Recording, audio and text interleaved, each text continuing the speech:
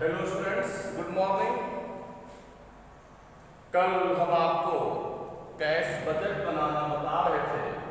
Cash budget कैसे बनाया जाता है, कैश बजट होता क्या है,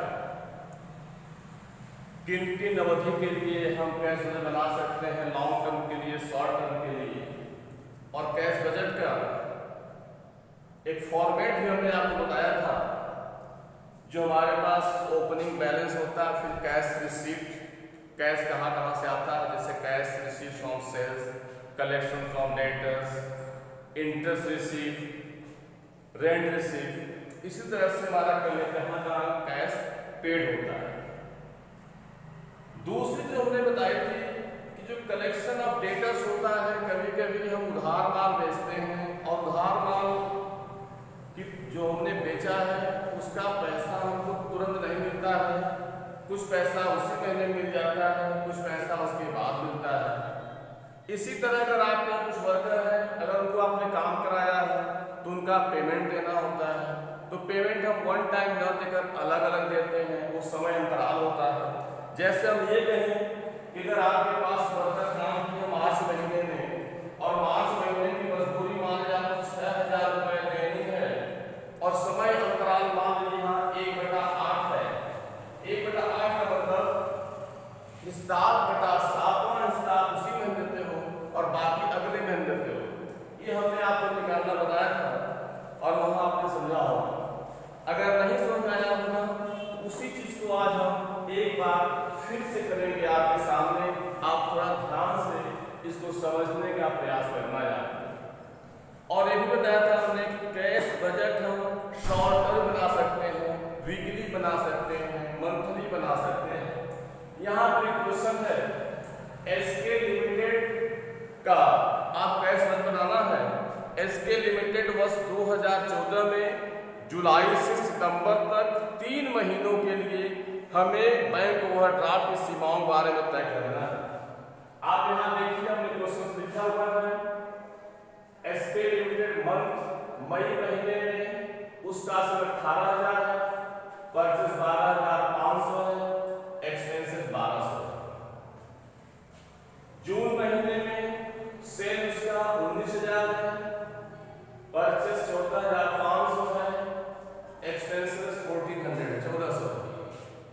जुलाई महीने में उसका सेल 11,000 है, परचेस 24,000 है, एक्सपेंसेस 1,100 है। अगस्त महीने में टोटल सेल आपका 18,000 है, परचेस 25,000 है, एक्सपेंसेस 1,000 है। सितंबर महीने में टोटल सेल 12,000, 27,000 परचेस और 1,500 एक्सपेंसेस। यहाँ पर जो टर्म कंडीशन लगाया है क्वेश्चन में कि जो उधार बिक्री है, टोटल उधार बिक्री है, उसकी वसूली हम 50% नेक्स्ट महीने में और बाकी 50% उसके अगले महीने में। जैसे मई की बिक्री 18,000 है तो 9,000 रुपये हमको जून में मिलेगा और 9,000 रुपये हमको जुलाई में मिलेगा। इस तरह से निकालना है। तो कलेक्शन ऑफ डेटर्स, चूंकि हमें जुलाई से सितंबर तक का बनाना है, इसलिए हम कलेक्शन ऑफ डेटर्स कैसे निकालेंगे। यहां देखिए आप, हमने कलेक्शन फ्रॉम डेटर्स का ध्यान समझिएगा। कलेक्शन फ्रॉम डेटर्स मंथ लिखा हमने यहां पर, मंथ के बाद एक total set and collection of month कितना कितना रहा। चूंकि क्वेश्चन ने कहा है कि हमें जुलाई, अगस्त और सितंबर महीने का कैश बजट बनाना है, तो हम जुलाई, अगस्त और सितंबर महीने को ही लेकर चलेंगे। मई महीने में टोटल सेल 18,000 है, टोटल सेल 18,000 है,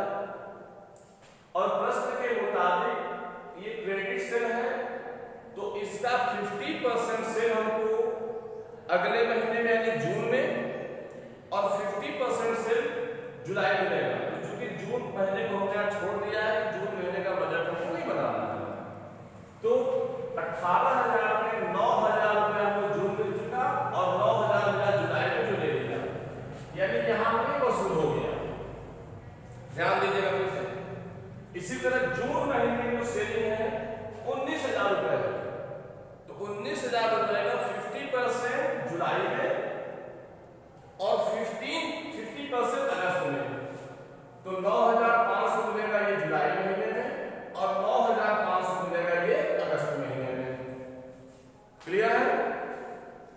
जुलाई महीने की जो सेलिंग है वो 11,000 रुपए है, तो जुलाई महीने की सेलिंग 50%, अगस्त में 5,500 और 50% सितंबर में 5,500। यही ध्यान देना आपको, अगर मिल जाए तो आसानी से बना लेंगे।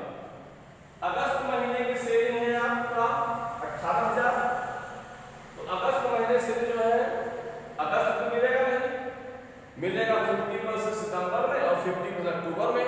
तो चूंकि हमें सितंबर तक का बनाना है इसलिए हमने वहां पर सितंबर लिया है, यहाँ सितंबर का हमने छोड़ दिया, तो सितंबर में से अक्टूबर नवंबर मिल रहा है।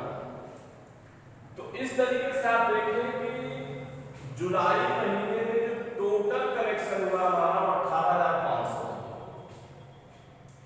अगस्त महीने में जो कलेक्शन हुआ है 15,000 हुआ है, सितंबर में जो कलेक्शन हुआ है 14,500 हुआ है।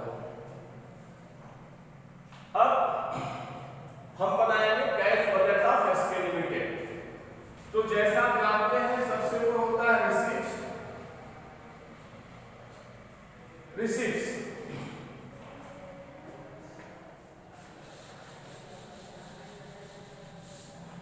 तो हमारे पास ओपनिंग बैलेंस है, पहले जो क्वेश्चन में दिया हुआ है वो 2,500।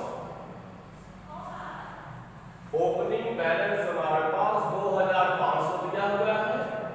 अब इसमें जो रिसीप्ट हमको हुआ है collection of debtors in month of July, तो मंथ ऑफ जुलाई में हमें 18,500 रुपए मिल रहे हैं।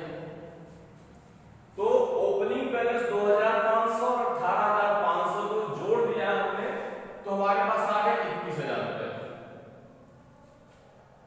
ये हमारा टोटल कलेक्शन हो गया, टोटल रिसीप्ट हो गया। अब हम पेमेंट करना है, तो पेमेंट करना है जुलाई महीने में आप देखिए परचेस किया है आपने 24,000 रुपए, 24,000 दिया हमने यहाँ, और एक्सपेंसेस हुआ 1,100। तो टोटल जो हमारा रिसीप्ट से 21,000 है, बट जो खर्चा हुआ वो 25,100 हुआ। तो क्लोजिंग बैलेंस हमारा आ गया 4,100, निगेटिव आ गया, ये निगेटिव आ गया।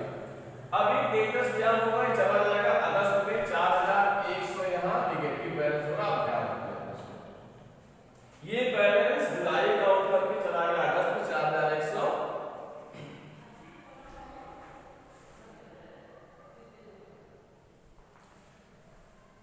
यहाँ पर। अब फिर हम देखेंगे कि अगस्त महीने में हमारे पास कितने पैसे आए हैं। तो कलेक्शन हुआ हमारा, हम यहाँ से देखिए जो हमने बनाया है, ये हमने जो बनाया है अगस्त में जो पैसा मिला है वो जून का मिला 9,500 और जुलाई का मिला 5,500, तो कुल मिला 15,000। एक पॉजिटिव हो गया। ध्यान देना बेटा, यहाँ निगेटिव है, ये पॉजिटिव है, तो 15,000 माइनस 4,100 करेंगे हम ये, तो हमारा 10,900 रुपए का कलेक्शन हुआ। यह कलेक्शन हमारा हुआ 10,900 रुपए का। अब पेमेंट कहाँ किया हमने, तो पेमेंट हम यहाँ से देखेंगे। अगस्त महीने का पेमेंट है 25,000, अगस्त महीने का पेमेंट है ये 25,000, और एक्सपेंसेस हमारा अगस्त महीने कितना है 1,000। कुल खर्चा हमारा हो गया ये 26,000। ध्यान रखिए, कुल खर्च हमारा हो गया ये 26,000। तो 26,000 माइनस 10,900,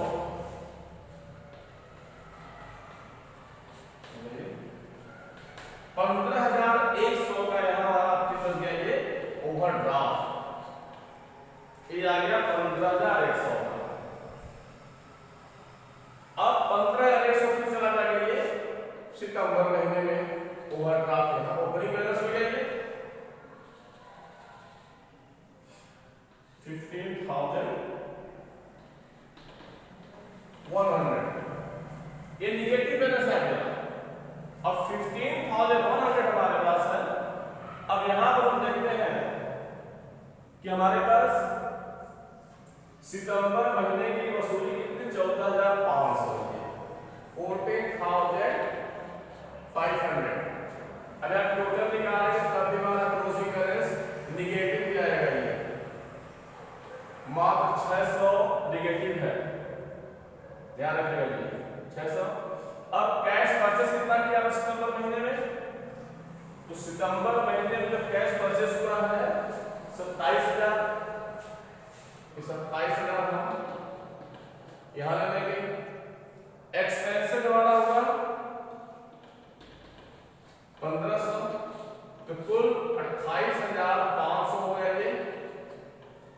और जो कि ये भी निगेटिव बैलेंस है बेटा ये, तो 28,500 और 600 29,100 ये निगेटिव बैलेंस आ गया ओवरड्राफ्ट है ये। तो इस तरीके से ये बनाना बड़ा आसान है, क्योंकि थोड़ा सा इस पर आपको समझना पड़ेगा कि वसूली कैसे हो रही है, पेमेंट कैसे हो रहा है।